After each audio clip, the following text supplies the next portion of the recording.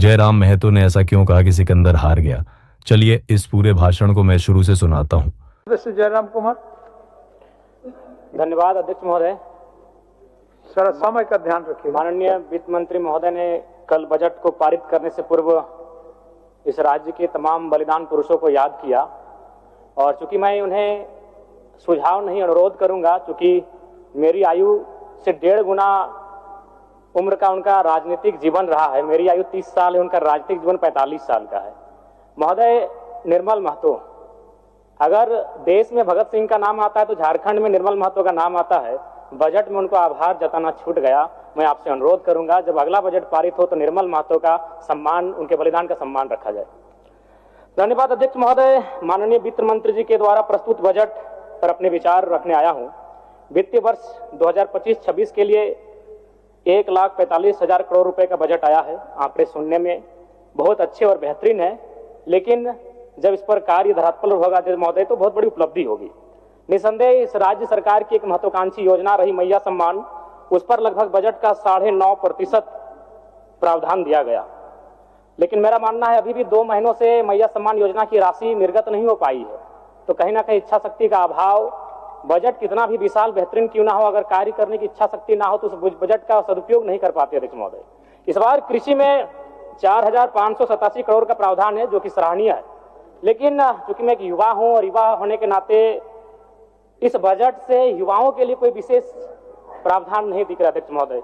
मृणाल जी की एक कविता मुझे याद आई है कि कॉलेज के दिन याद करूं तो लगता था कि थे सुल्तान, चौक चौराहे राजपाट थे और दरबार था चाय दुकान, हल कश्मीर का मुद्दा करते मुंह में दबा लेते जब पान, मन में लोहा तन इस्पाती चलते थे हम सीना तान, धीरे धीरे गल गया लोहा, धीरे धीरे गल गया लोहा, तेवर का तलवार गया, एक नौकरी, हाँ एक नौकरी के चक्कर में देखो सिकंदर हार गया, एक नौकरी के चक्कर में देखो सिकंदर हार गया।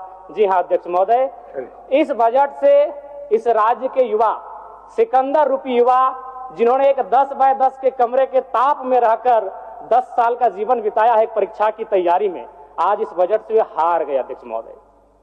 नई इस बजट में युवाओं के रोजगार संबंधित विशेष कोई प्रावधान नहीं अध्यक्ष महोदय। पहली बार माननीय हेमंत सोरेन जी की सरकार ने 2020-21 में बेरोजगार युवाओं को, स्नातक को 5,000 रुपए प्रति माह और स्नातक उत्तर को 7,000 रुपए प्रति माह देने की बात कही थी। फिर कालांतर में मुख्यमंत्री प्रोत्साहन योजना, मुख्यमंत्री युवा प्रोत्साहन योजना, मुख्यमंत्री प्रतिभा प्रोत्साहन योजना नामक बहुत सारी योजनाएं पुस्तिका में छपी। हम लोगों ने सुना, पढ़ा, लेकिन 1 रुपए खर्च युवाओं पर नहीं किया गया उनके प्रोत्साहन राशि को लेकर अध्यक्ष महोदय। इसलिए इस बजट से निसंदेह माता लोगों की जीत हुई है, मैया सम्मान की जीत हुई है, लेकिन इस बजट से इस राज्य के युवा हार गए अध्यक्ष महोदय। एक सटीक नियोजन नीति नहीं होने कारण, एक सशक्त नियोजन नीति नहीं होने कारण कहीं ना कहीं आज इस राज्य के युवा इस बजट से हारा हुआ महसूस कर रहे अध्यक्ष महोदय। तो मैं युवाओं को रोजगार कैसे मिले? जिस राज्य में 40% खनिज संपदा, उस राज्य के युवा अगर हताशा, निराशा के दौर से गुजर रहे अध्यक्ष महोदय, तो कहीं ना कहीं इस बजट पर युवाओं के दृष्टिकोण से एक सवाल और प्रश्न चिन्ह खड़ा होता है अध्यक्ष महोदय। अध्यक्ष महोदय, राज्य में अनुसूचित जाति परामर्शदात्री आयोग का गठन सराहनीय है, इसकी मैं सराहना करता हूं और वित्त मंत्री जी को साधुवाद देता हूं। महोदय, अंत में मैं इस सिस्टम पे आता हूं। इस सिस्टम पे आना इसलिए जरूरी अध्यक्ष महोदय, चूंकि माननीय वित्त मंत्री महोदय ने विधायिका के कर्तव्य का अनुपालन करते हुए बजट को तो प्रस्तुत किया, लेकिन यदि कार्यपालिका का सहयोग नहीं रहेगा अध्यक्ष महोदय, तो ऐसे बजट का कोई उपयोग नहीं रह पाएगा।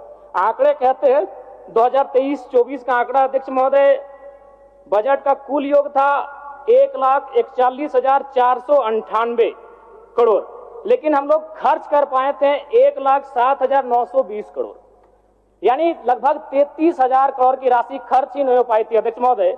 और इस बार का जो बजट है, जो पूर्व का, उसमें भी मात्र 65% ही राशि को खर्च किया गया। इसलिए विधायिका के साथ साथ अगर कार्यपालिका अपनी जिम्मेवारी का अनुभव नहीं करेगी, अनुपालन नहीं करेगी अध्यक्ष महोदय, फिर बजट का कोई प्रावधान नहीं रहता है। अध्यक्ष महोदय, ज्यादा नहीं और 1 मिनट का समय लेंगे अध्यक्ष महोदय, चूंकि इस बजट में किसानों को लेकर mini tractor, power tiller, pump set, ripper आदि वितरण करने की बात कही गई है। अध्यक्ष महोदय, मैं चाहूंगा किसानों को आपको उपकरण देने की आवश्यकता नहीं है। किसानों को अगर हम जल दे पाते हैं, अगर पानी की सुविधा दे पाते हैं, तो हमें लगता है किसान सशक्त हो जाएंगे। अध्यक्ष महोदय, मैं ये कहना चाहता हूं, जो भी डैम बने हैं, चाहे वो चांडिल का डैम हो, कोणार्क का डैम हो, मैथन डैम हो, पंचायत डैम हो या टेलूघाट का डैम हो, वो पानी केवल उद्योगपति के कारखानों में जाने के लिए नहीं बना। अध्यक्ष महोदय, तो क्यों ना सरकार एक प्रयोग करे, जैसे कोणार्क डैम विष्णुगढ़ ब्लॉक आता है, तो विष्णुगढ़ ब्लॉक के 5 गांवों का उदाहरण प्रस्तुत कीजिए, वहां सिंचाई की व्यवस्था करिए और कम से कम कृषक को उन्नत बनाने का प्रयास किया जाए। अध्यक्ष महोदय, मैं इस बजट में सुझाव का अपील करता हूं। अध्यक्ष महोदय, चलिए और 1 मिनट लेंगे, ज्यादा नहीं अध्यक्ष महोदय, परम श्रद्धेय आदरणीय, इस बजट से दिव्यांग, वृद्धा और विधवाओं को बड़ी आस थी अध्यक्ष महोदय, और जब इस बजट को पढ़ा, और वे लोग भी जब पढ़ेंगे तो बड़ा विशाल लगेगा। 1449 करोड़ 26 लाख, बहुत बड़ी राशि, लेकिन चूंकि यहीं फिर सरकार कहती है 12 लाख लाभुक हैं, तो अगर उस राशि से अगर 12 लाख को भाग देते हैं, चूंकि मैथमेटिक्स का होना बहुत जरूरी है, तो रिजल्ट आता है 1,44,926। उसको फिर अगर 12 से भाग देते हैं अध्यक्ष महोदय, तो रिजल्ट आता है 1006, यानी महीना में आप कितना दे रहे हैं, वही 1006।